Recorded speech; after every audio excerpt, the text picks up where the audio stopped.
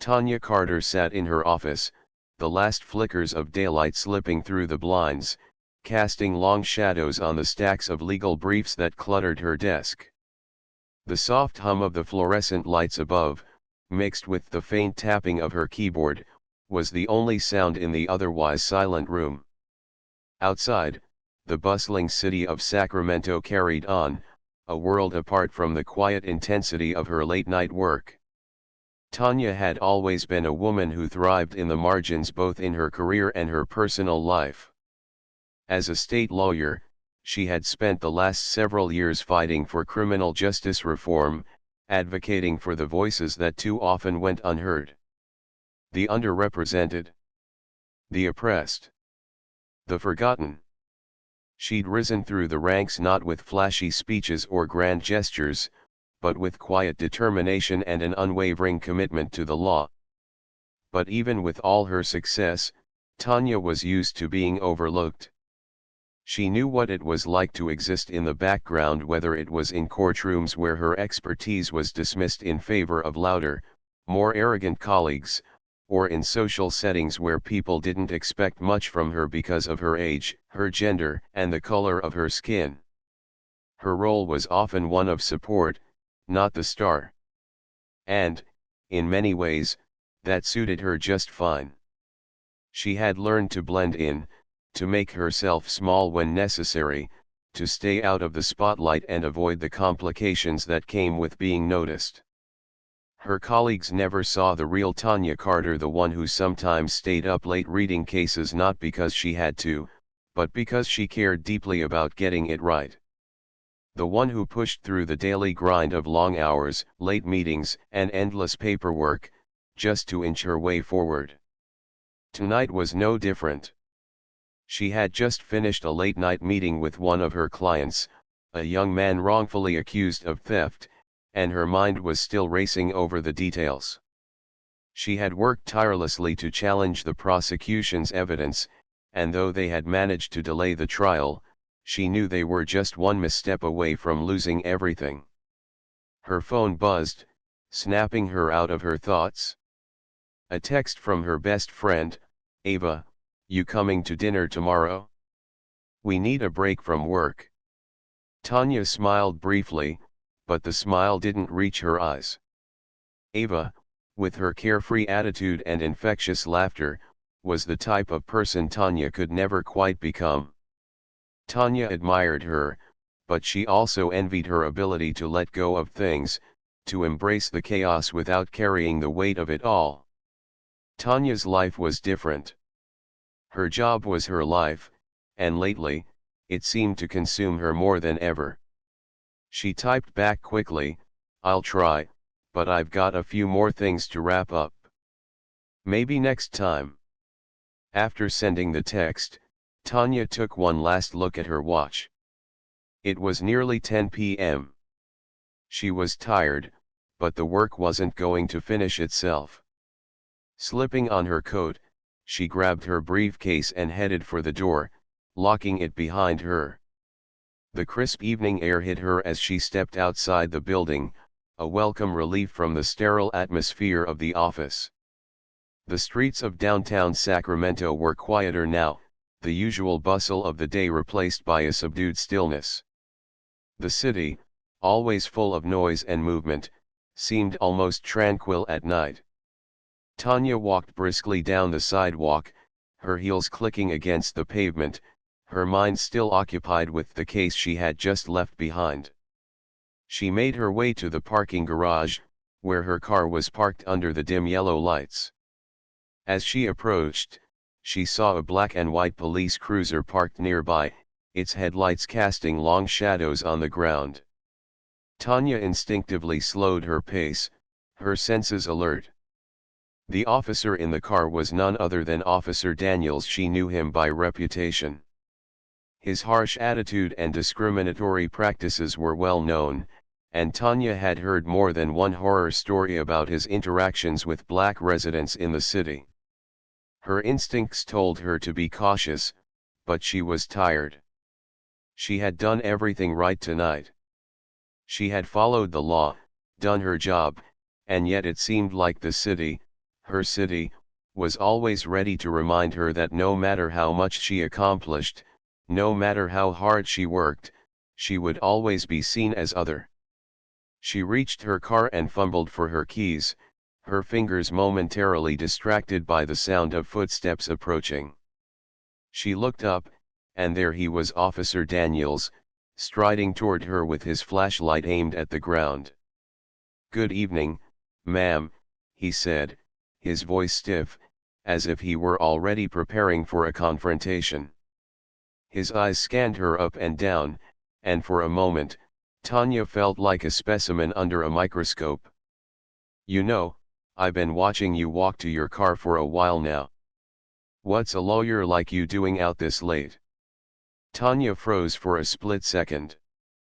The question caught her off guard, but she quickly recovered, drawing on every ounce of professionalism she had learned over the years.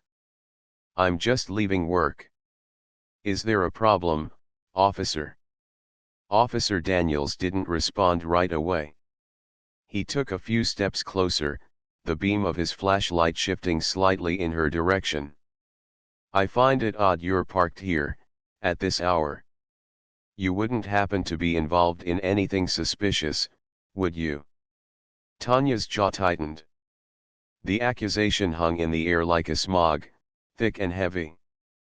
"I'm just a lawyer," she said calmly, trying to de-escalate the situation, "leaving my office. I'm headed home." Daniels didn't seem convinced. His posture stiffened. "I'll need to see some ID. You're parked in an area known for activity. I just want to make sure everything's in order." Tanya felt her heart rate pick up, but she kept her voice steady. "My ID is in my purse, officer. I'm happy to show you, but I'd appreciate it if you'd let me be on my way. I've had a long day." The officer didn't move for a moment, his eyes narrowing as if sizing her up. "I don't think you understand the situation. I'm just doing my job, ma'am. If you're not involved in anything illegal, you shouldn't have any problem with me checking your information." Tanya's stomach twisted. She knew where this was going. His tone, his posture, the way he kept circling her, this wasn't just a random check. This was something more. She reached into her purse slowly, her fingers brushing the cool leather of her wallet. But just as she was about to pull it out, Daniels suddenly stepped forward, his voice rising. "I think you're stalling," he said, his hand hovering near his belt. "I need you to step away from the vehicle, now." Tanya's pulse raced, but she didn't move. "Officer, I'm not doing anything wrong. I've already given you my ID. Step away from the car, now." Daniels barked, his voice laced with authority. A knot formed in Tanya's chest as she realized the situation was escalating far faster than she could have anticipated. She'd been calm, professional, and cooperative, but none of that seemed to matter. This wasn't about the law. This was about control. "Please, just let me go home," she said, her voice barely above a whisper. But Daniels wasn't listening. His eyes were filled with suspicion, his hand still hovering near his holster. And then, before Tanya could react, he pulled out his radio and called for backup. "Ma'am, you're under arrest for obstruction of justice," he announced, the words like a slap to her face. Tanya's world tilted. She had been arrested. For what? Standing in a parking lot after work? Her mind raced, her body frozen in disbelief. She didn't know what to say, how to react. The weight of his words, of his power, sank deep into her chest. Tanya sat in the sterile, dimly lit holding room of the police station, the cold metal chair biting into the back of her thighs. Her hands, though unshackled now, still tingled from the sensation of the cuffs that had dug into her skin. The rhythmic hum of fluorescent lights buzzed above her head, a constant reminder of the surreal, nightmarish nature of her situation. She could still feel the heaviness of the handcuffs around her wrists, like an invisible weight that hung over her long after they were removed. Her mind was in a haze, disbelief mingled with fury, confusion with disbelief. What had just happened? How had a routine night out turned into this? She had been detained, interrogated, and humiliated by the very people who were supposed to serve and protect. The arresting officer's dismissive tone echoed in her mind. You don't belong here. You're nothing special. Just another criminal in the making. Even now, those words twisted her gut. Tanya, a respected lawyer with years of experience in criminal defense, had navigated the most dangerous corners of the legal system without flinching. But here, in this sterile, fluorescent-lit room, she was treated like a criminal, like just another black woman in a system designed to put her down. Her head throbbed with frustration, and every time she tried to replay the events in her mind, it only became more apparent how deeply this wasn't just a misunderstanding.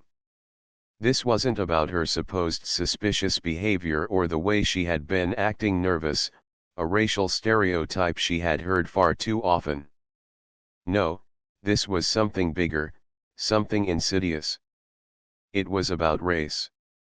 It was about a system that operated with the clear, unspoken understanding that people like her didn't belong in certain spaces, didn't belong in power. It was about systemic racism, a long-standing and deeply entrenched disease running through every aspect of society, especially law enforcement. Tanya was just beginning to process the full scope of what had happened when the door to the holding room creaked open. The voice on the other side was familiar, though it held a tinge of hesitation. Tanya. It was Alex, a fellow attorney and colleague from her firm. He stepped into the room, his expression tight with concern. His eyes darted to the chair where Tanya sat, her shoulders tense, and the weight of the situation settling around her like an oppressive fog.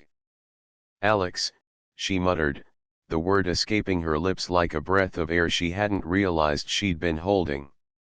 The sound of his name felt like a small tether to reality, a brief escape from the madness surrounding her. I don't understand what's happening. Why is this happening? Alex pulled up a chair and sat down beside her, his face hardening with anger. Tanya, you've been through the system long enough to know this isn't a mistake. They didn't just target you, they decided who you were the moment they saw you. Tanya's gaze dropped to her lap. I don't even know how to explain it. The way they looked at me, their tone, it was like I was already guilty, just by being here. I tried to explain who I am. I even showed them my ID. But none of that mattered. I was just another black woman in their eyes. Alex's jaw clenched. They weren't listening. You know that. What's worse is that the rest of the system will back them up. They'll protect each other. This isn't just about one officer being prejudiced. This is about the whole system. Tanya was silent, the words settling like a weight in her chest. It was the truth, and it stung more than she wanted to admit. She had spent her entire career as a lawyer, challenging the system, fighting for justice, for the people who had been swallowed up by its bias and corruption. But now, she was on the other side, caught in the same vicious cycle that she had spent her life trying to dismantle. Her mind raced, but she had no answers, only questions. What now? How deep did this go? How far were the connections? She couldn't escape the overwhelming sensation that this wasn't just an isolated incident, it was part of something much larger, a network of power that had been constructed over decades, one layer upon another, each building on the last. She looked at Alex, the frustration and helplessness in her voice clear. What happens now? What am I supposed to do? Alex's face softened with a mixture of sympathy and resolve. "We'll get you out of here. You have colleagues, allies, people who care about you. We'll make sure the right people know about this. But Tanya, you've got to be careful. I know your instinct is to go public, to shout this from the rooftops, but you need to understand something. You're challenging an entire system, one that's been in place for generations. The system won't go down easily." Tanya's fists clenched in her lap. The very idea that she was being told to lay low felt wrong, as if she were supposed to remain quiet while the injustice of it all seeped deeper into her bones. "I didn't ask for this," she said, her voice trembling with a mixture of anger and disbelief. "I'm a lawyer. I've fought this system my entire career. I've seen it work in ways that are subtle, insidious, and sometimes violent. But I never thought it would happen to me, Alex. I never thought they would see me this way. I thought I was different." Alex leaned forward, his voice low but firm. "You are different, Tanya. You've accomplished more than most people could ever dream. But there's a bigger problem here, and it's not about you. It's about what the system does to everyone who doesn't fit into its narrow definition of acceptable. Your being here, your status, it doesn't matter. You've got to remember that." The room was heavy with silence after his words. Tanya's mind churned as she tried to absorb the enormity of what he was saying.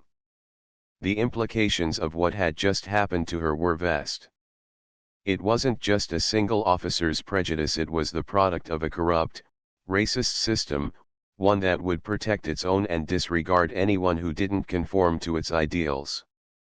"I can't just let this go," Tanya said, her voice quiet but resolute. "I have to do something. I can't sit back while this thing destroys people like it almost destroyed me. I know it's dangerous, Alex, but I can't ignore it." Alex's eyes softened, but his voice remained firm.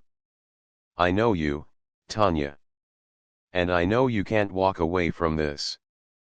But you need to think about the bigger picture. The fight you're taking on isn't just yours. It's something much bigger than any one person." Tanya stood up abruptly, pacing the small space of the holding room. Her frustration burned through her, fueling her every movement. "I know that. I understand the risks, but this is bigger than just me, Alex. This is about the lives of everyone who gets swept up in the system. And if I don't do something now, if I don't speak out, I'm part of the problem." Alex watched her, his expression unreadable. "Tanya, I'm not saying don't fight. I'm saying fight smart. They want you to make a mistake. They want you to push too hard, too fast, so they can discredit you. They're already looking for a reason to make you disappear. Do it right, and you'll have a chance to change things. Do it wrong, and you'll be just another victim." Tanya took a deep breath, the weight of Alex's words sinking in. Her instinct screamed at her to take action, to expose the corruption, the systemic abuse she had witnessed firsthand. But Alex was right, she had to be strategic. She couldn't allow them to control the narrative. She met his eyes, her resolve hardening. "I'll fight, Alex. But I'll do it my way. I'm not backing down." Alex stood up, placing a hand on her shoulder. "I know you won't. Just be careful, Tanya. You're not alone in this." As the door to the holding room opened and the officers came to escort her out, Tanya walked with her head held high, her steps deliberate. She wasn't sure what the future held or how long this battle would last. But one thing was certain, she would never stop fighting. For justice. For truth. And for everyone who had been silenced by the broken system. Tanya sat at her kitchen table, the dim light from the overhead bulb casting shadows on the scattered papers in front of her. The thick stack of files, printouts, and case notes seemed to grow by the hour, but none of it made her feel any closer to justice. Every page she turned, every piece of evidence she uncovered, only deepened the pit in her stomach. Officer Daniels had left a trail that was as damning as it was dangerous. Her fingers trembled as she flipped through a stack of internal reports from the police department. The allegations against Daniels were buried deep within the bureaucracy, hidden beneath layers of whitewashed investigations and closed case labels. A part of Tanya wanted to stop, to walk away and pretend none of this had happened. But she couldn't. Not after what he had done to her, not after seeing the way he had acted that day like he was untouchable. Each file she looked at seemed to paint a clearer picture of the officer's dark history. Racial profiling, excessive force, false arrests allegations had piled up over the years, but every time they seemed to vanish without a trace. No consequences. No accountability. Tanya paused on one report, dated 5 years ago. It detailed a particularly brutal arrest, one that had ended with a suspect in a coma and no charges against the officer. The words "no further action needed. Case closed" stood out in bold black ink at the end of the report. It was infuriating.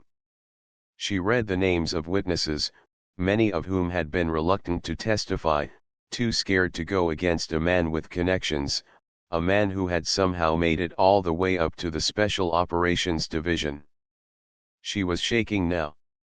It wasn't just the sheer injustice of it all, it was the realization that Daniels wasn't just a bad cop, he was a symbol of everything that was broken in the system. And she was about to take him down. The next few days were a blur of meetings with reporters, phone calls with activists, and late nights sifting through more paperwork. Tanya's apartment, once a quiet refuge, had become a war room, cluttered with papers and files that chronicled the downfall of Officer Daniels. She was digging, uncovering things that she never thought she'd find. She was on the edge of exposing him and, by extension, everything that had allowed him to continue his reign of terror for so long. But as the walls closed in on Daniels, Tanya's own world began to fracture. It started with the phone call. Her cell rang at 3 a.m., its shrill tone cutting through the silence of her dark apartment. She wiped sleep from her eyes, unsure of who would be calling at this hour. The name on the screen sent a jolt of panic through her. Unknown. "Tanya," a voice rasped from the other end, rough like gravel. "You've made a big mistake." Her pulse quickened, her blood running cold. She hadn't told anyone about her investigation, no one outside her circle of trusted colleagues. No one who would have been close enough to. "You think you can just go digging into people's lives without consequences," the voice continued, dark amusement threading through the words. "You're a dead woman walking, Tanya." The line went dead. Tanya's heart hammered in her chest. It wasn't the first time she'd received threats. Being a journalist, especially one investigating police corruption, came with its share of danger, but this felt different. This felt personal. Whoever was on the other end of that call was connected. They knew her. They knew what she was doing. The next morning, Tanya met with an investigative reporter named Jake, who had agreed to help her piece together the allegations against Daniels. They sat in a small, dimly lit cafe, both scanning over the reports she had compiled. Jake, a seasoned reporter who had covered similar cases for years, leaned in and flipped through the files with an expression of disbelief. "You've got a hell of a story here," he said, tapping the paper. "If we can confirm this stuff, Daniels is done." Tanya nodded, the weight of the case starting to sink in. "But that's the problem. I can't prove it yet. He's too clean." The department's going to fight me on this. Jake raised an eyebrow. They will. But they can't cover this up forever. Not with everything you've got. But, he hesitated, glancing around the cafe as though to make sure no one was listening. I've heard some things. The department's not just going to let him fall without a fight. Daniels has friends, powerful ones. People at the top. Tanya's stomach sank. You're saying they'll protect him? Jake leaned back in his chair. It's not just about protection. It's about power. Daniels has his hooks in some pretty influential people. If you push too hard, it won't just be Daniels coming after you. It'll be the whole system. She stared at him, trying to take it in. Daniels wasn't just a rogue cop, he was a cog in a much larger machine, one that would stop at nothing to protect its own. Tanya had already known this, but hearing it from someone like Jake made it feel all too real. What are you telling me? She asked, her voice barely above a whisper. Be careful, Jake warned. They won't hesitate to destroy you if they have to. Your career, your reputation, they'll ruin everything. It's already happening, isn't it? Tanya didn't answer right away. But she knew what he meant. The whispers had already started. Journalists were starting to distance themselves, political figures were pulling back from her investigation, and her once promising career felt like it was dangling by a thread. The threats kept coming. First, a series of anonymous emails, then phone calls in the dead of night, each one more chilling than the last. Stay away from Daniels. He's untouchable. Then, a package arrived at her apartment. Inside was a small, unmarked envelope, its contents nothing more than a single, bloody photograph of Tanya, taken from across the street. She hadn't seen anyone following her, at least, not that she had noticed. But the message was clear, they were watching her. And they weren't going to stop. Tanya's hands shook as she held the photo. The walls of her apartment felt smaller, the shadows longer. This was no longer about justice, it was about survival. She couldn't stop now. There was too much at stake. Daniels was about to be exposed, and no amount of threats would change that. But Tanya couldn't ignore the toll it was taking on her, the constant fear gnawing at her every step, the sense that her life was no longer her own. It was a dangerous game, and she was all in. As the days wore on, Tanya could feel the walls closing in. The media storm surrounding her grew louder, more chaotic, and the scrutiny intensified. The investigation was no longer just about one cop, it was a battle between truth and power. Between the system she had once believed in and the one that was now trying to destroy her. Tanya's phone buzzed once more. This time, it was a text from an unknown number. This is your last warning. Drop the story, or we'll make sure you disappear. No one will know what happened. Her thumb hovered over the phone screen, the weight of the message settling deep within her bones. She had no choice but to keep going. The truth had to come out, no matter the cost. And Tanya knew, deep down, that the fight for justice wasn't just for the victims anymore. It was for her survival. Tanya stared at the screen in front of her, her heart racing as the pieces of the puzzle began to fall into place. She had spent weeks combing through evidence, talking to informants, piecing together scraps of information that didn't quite add up. Now, as the screen flickered under the harsh fluorescent light, the truth seemed to leap out at her like a ghost, too undeniable to ignore. Officer Daniels. His name had come up more times than she cared to count in the course of her investigation. But until now, she had only suspected his involvement in the murky network of corruption running deep within the department. What she had uncovered tonight, though this wasn't suspicion. This was hard evidence. A string of encrypted emails, one after another, led back to Daniels. He had been coordinating with known criminals in the city, drug lords, arms dealers, and even high-ranking members of organized crime families. The patterns were clear. Daniels had been acting as a middleman, laundering money and providing protection for these groups in exchange for payoffs. But it wasn't just him. These emails hinted at a much larger network, one that spread through the police department like a cancer. Tanya leaned back in her chair, her eyes scanning the document one last time. She knew what this meant. This was bigger than anything she'd encountered in her career. If she went public with this, if she exposed Daniels, she wouldn't just be taking down one corrupt officer. She'd be unraveling an entire system, one that had protected men like Daniels for years. But the thought of doing nothing made her stomach twist. The corruption ran too deep. She couldn't let it fester any longer. But then, a new thought hit her like a brick: the consequences. She was already a target. Her career had been on the line ever since she had started digging into Daniels's dealings. But exposing him, that would make her a public enemy. The department wouldn't protect her. They'd throw her under the bus to save themselves. She knew that.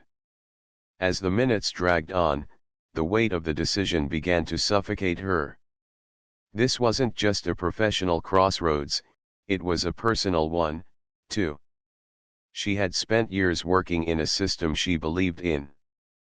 But now, that same system was standing on the edge of collapse, and she had the power to either push it over or try to patch it up with a few lies and half-truths. Her phone buzzed on the desk, the screen lighting up with a message from her contact inside the department. "They're moving fast. Daniels is already talking to the higher UPS. They know you're onto him." Tanya's pulse quickened. She had expected the pressure to build, but the realization that Daniels was actively covering his tracks meant the stakes were higher than she had imagined. If she hesitated for even a moment, it might be too late. She'd already been warned that powerful people were involved in this mess, figures with enough influence to bury the truth forever. She didn't know who they were yet, but she was sure of one thing: they had eyes on her. The sound of her office door creaking open snapped her from her thoughts. She quickly closed her laptop, but it was too late. Her partner, Jason, stepped inside, his face tight with worry. "Tanya," he began, his voice low and cautious, "you've been at this for hours. You need to step back, take a break. You're starting to lose perspective." "I'm fine," she replied quickly, perhaps too quickly. She didn't want to hear it. She couldn't afford to hear it. "I'm close, Jason. I'm so close." He frowned, moving closer to the desk. "What is it? What have you found?" Tanya hesitated for a moment, chewing on her bottom lip. Jason had always been her most trusted ally, but even now, a part of her was reluctant to share everything. There were risks she hadn't fully considered until this moment. But there was no turning back now. Daniels. He's connected to something much bigger than we realized. There's a network, Jason, drug dealers, organized crime. It goes all the way to the top of the department. Tanya's voice dropped to a whisper, the weight of the truth hanging heavily between them. He's been using his position to protect criminals, and it's not just him. It's a whole system. A corrupt system. Jason's eyes widened as he processed the magnitude of her words. This is huge. You're sure? Positive. Tanya's eyes never left the screen, but her hands clenched into fists. "I have the evidence." I can bring him down. But if I do, everything changes. Jason stepped back, his face conflicted. Tanya, this could destroy you. It could destroy